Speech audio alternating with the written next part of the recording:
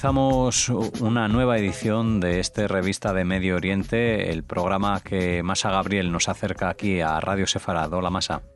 Muy buenas, Alejandro, ¿cómo estás?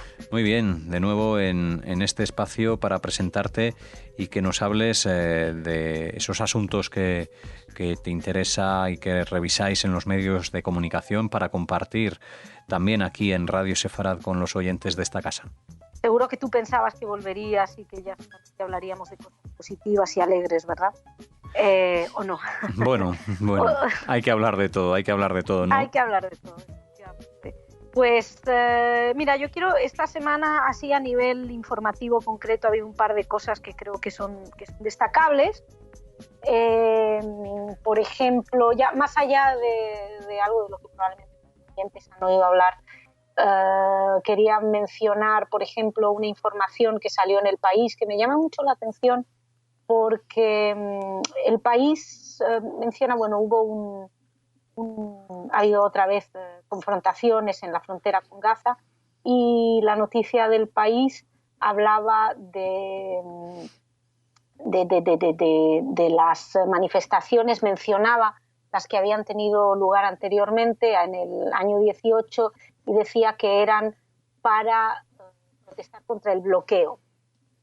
Decían que habla del retorno de las marchas de protesta del bloqueo, decía que habían sido unas manifestaciones para reclamar el fin del bloqueo israelí impuesto en el 2007. Y no es verdad. No son manifestaciones, hay que recordarlo, no son manifestaciones, las del 2018 no eran para reclamar el fin del bloqueo, sino para hablar del derecho al retorno de los refugiados, para exigir el derecho al retorno de los refugiados. Y de hecho se llamaba la Gran Marcha del Retorno, no se llamaba la Gran Marcha del Bloqueo, sino la Gran Marcha del Retorno. Y por eso tuvo lugar.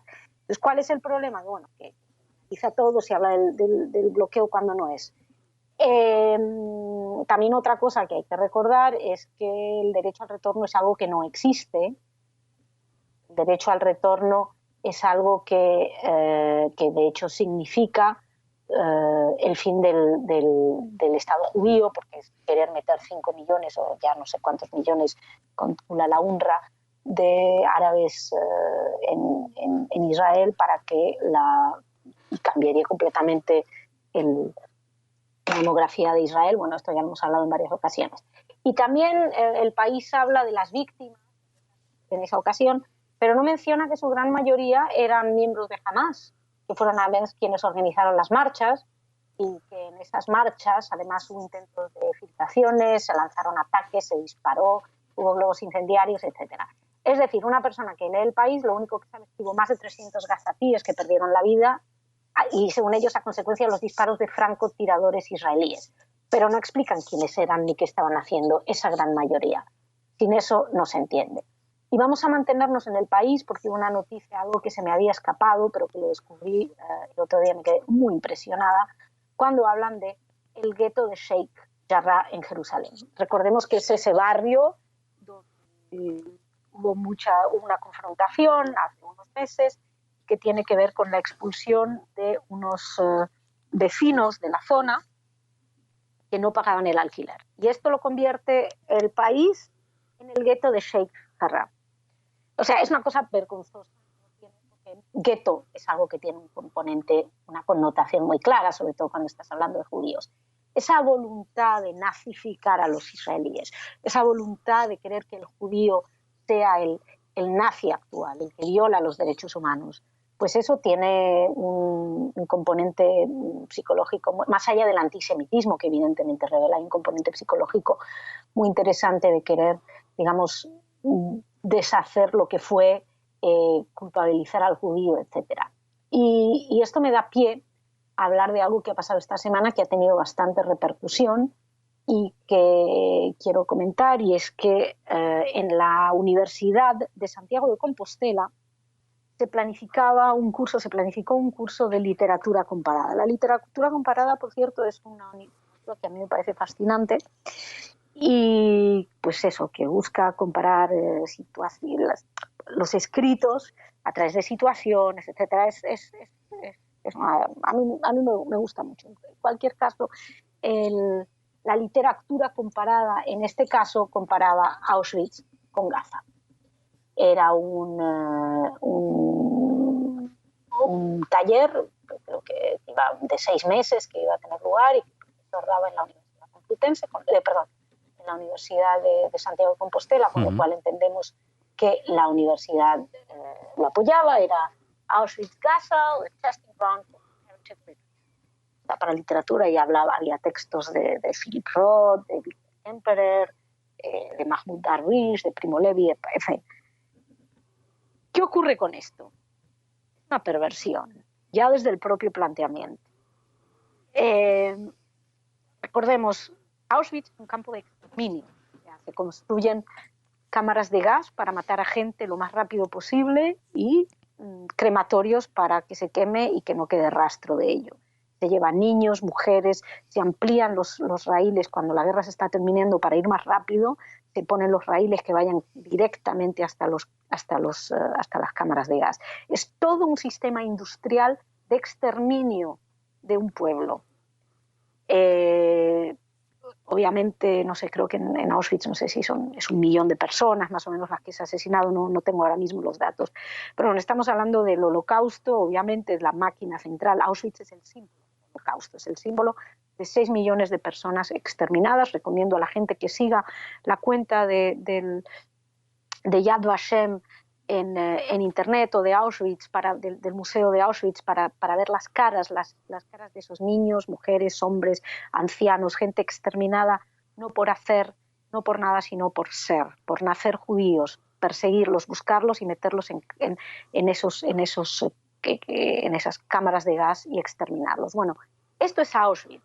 Auschwitz es más allá, obviamente se ha convertido en un símbolo, esto es otro debate, pero significa ese exterminio. Gaza es un enclave que está regido por un grupo terrorista, que el grupo terrorista que rige y manda ahí vive muy bien y que ataca constantemente al país vecino porque lo que quiere es que no exista un Estado judío. Esto es la comparativa que está haciendo estaba haciendo. Bueno, nos alertaron desde la amistad con Israel, a nosotros en la cámara, y pusimos un tuit en internet que empezó a circular por todos lados, y sobre todo muchos profesores se pusieron en contacto con la universidad, y entre otros Amizade con Israel, la organización de Amistad con Israel en Galicia, también contactó tanto con el profesor como con la universidad, y el caso es que, bueno, con las quejas, con los contactos, al final se decidió, creo, por lo que tengo entendido, el curso no va a tener lugar. Por lo que tengo entendido, el profesor dijo que lamentaba mucho lo que había pasado. Yo no sé, porque hay algún otro tuit anterior suyo donde parece ser que también estaba haciendo una comparación. Yo ahí ya no puedo hablar de qué había detrás. En cualquier caso, creo que ha sido muy interesante o muy importante la labor de contactar con ellos y hablar con ellos. Pero básicamente quería hablar de estas comparativas. Estamos con esto en la universidad y con el país, con ese gueto de Sheikh Jarrah, con lo cual hay algo aquí donde estamos viendo que éticamente la historia está convirtiéndose, la historia, la realidad, los hechos, están convirtiendo en una especie de arma arrojadiza, es todo pura ideología. Y yo creo que es muy importante conservar el rigor y recordar que las cosas son lo que son, cada cosa es algo diferente. Está muy bien comparar cuestiones, pero tú no puedes comparar un exterminio con un conflicto armado, no puedes comparar un campo de exterminio con un enclave cuya finalidad es precisamente exterminar a los judíos, y que, por cierto, tiene frontera con Egipto, algo que también sería interesante, tanto el país cuando habla del bloqueo, porque es curioso que si son marchas contra el bloqueo, ¿por qué solamente son contra Israel y no en el lado de Egipto? Estamos viendo mucha falta de rigor, en los medios nos estamos acostumbrando, pero es peligroso que esto también en la universidad pueda volar a sus anchas. Bueno, en fin, esto quería yo destacar esta semana. Pues gracias por hacerlo, Masa, por compartirlo.